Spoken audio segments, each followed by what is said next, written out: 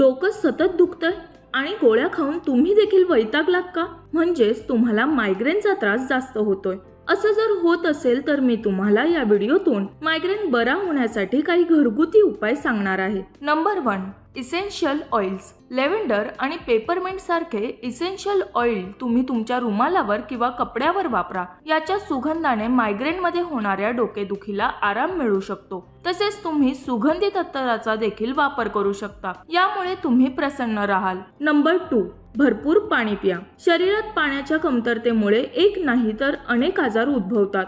दिवसातून किमान 8 ग्लास पाणी प्या, म्हणजे शरीर हायड्रेटेड राहील। नंबर 3, हिरव्या भाज्या खा। शरीरात पोषक तत्वांच्या कमतरतेमुळे डोकेदुखी आणि मायग्रेन होऊ शकतो, त्यामुळे दिवसातून एक तरी हिरवी भाजी खा। Number 4, coffee. कॉफीचं सेवन कंट्रोल मध्ये करा। कॉफीमध्ये असे अनेक गुणधर्म आहेत ज्यामुळे मायग्रेन कमी होतो। कॉफीमध्ये असलेले कॉफीन मायग्रेनच्या दुखण्यापासून आराम देतात, यासाठी ब्लॅक कॉफी प्यावी। पण जर तुम्ही कॉफी अधिक प्रमाणात घेतली तर तुमचं डोकं जास्तच दुखू शकतं।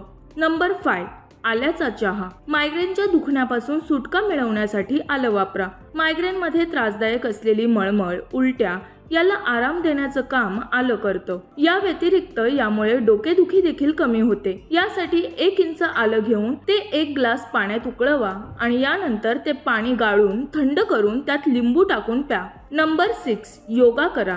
जर तुम्हाला वारंवार मायग्रेन होत असेल तर योगा करा। योगासन केल्यामुळे मायग्रेनचा त्रास दूर करण्यास मदत होईल। यासाठी रोज काही मिनिटं ध्यान करा। नंबर 7, गाईचं तूप। गाईचं तूप मायग्रेन कंट्रोल करण्यासाठी जास्त उपयुक्त आहे। वेगवेगळ्या पद्धतीने तुम्ही तुपाचा वापर जेवणात करू शकता, यामुळे तुमच्या शरीरातील पित्त देखील कमी होईल।